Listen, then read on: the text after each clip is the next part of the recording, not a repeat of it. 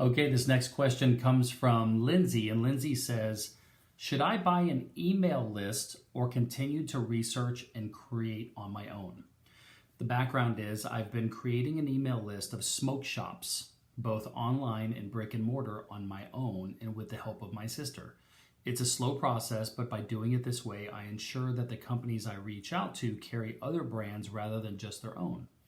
I would use the email list to send out cold emails to see if the brand is interested in carrying my product. Thank you. Okay, so this takes me back to the days of when I was building my last company, Lindsay, and my leads were hotels. And I didn't have a lot of money at the time, so I would go to a hotel and I found out that hotels had these books of all the other hotels in their franchise. So if it was a Hampton Inn, I would go to the Hampton Inn and they would have this book of all the Hampton Inns in the world. And I'd go to the Homewood Suites and they'd have a book of all the Homewood Suites in the world. And I would literally type all of those into an Excel spreadsheet because I didn't have the money to buy a list or pay someone else to do it. So I would work my butt off during the day, and then at night I'd be sitting there watching TV and I would be typing stuff into my computer from that list. And I was more so getting the phone numbers. I didn't need the email. This was before email marketing really existed. So I was just doing the name of the hotel, the address, city, state, and zip, and phone number. And then I would start calling them during the day.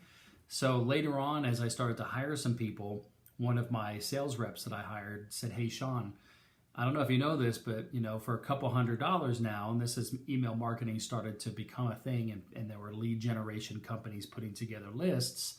He said, "We can buy a list of all the hotels and management companies and ownership groups, and it's a few $100s." And I was like, "Go for it." And then ultimately, we ended up importing those into Outlook, and then eventually we got Salesforce.com. I think if the money is there, if you've got the budget to do it, I think buying lists is a fantastic idea because it saves so much time. But if you don't have the budget, you can do like I did. Many of us just still do it manually when we're first starting out until we start making sales, and that's just fine.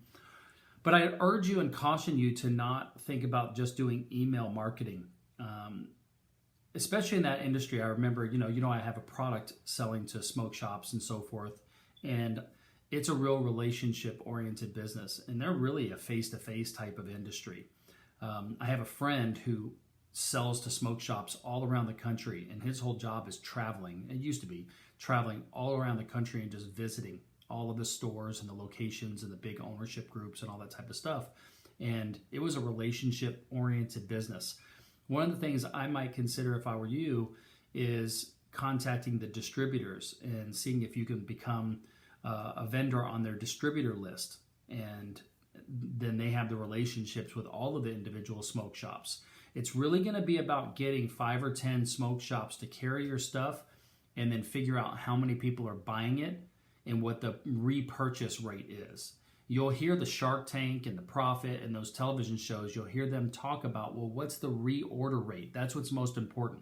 A lot of people say, oh, we're in 50, 60, 100 stores and blah, blah, blah, blah, blah. And they're like, well, what's the reorder rate? And that's when you really figure out whether there's a demand for the product. So you might go to just 5 or 10 and do some beta testing and say, hey, I really want to get this in your store. What do I have to do to get this into your store? Because I want to see if people are going to order it. So that's what I would do. I would rely, if it were me, I would rely more on phone calling. And maybe if I made a phone call and I left a voicemail, I'd say, hey, it's Shawn Thomas with Bling Blunts. Want to set up a time to come by and meet with you. I'm going to send you an email as well, just in case you might get the email.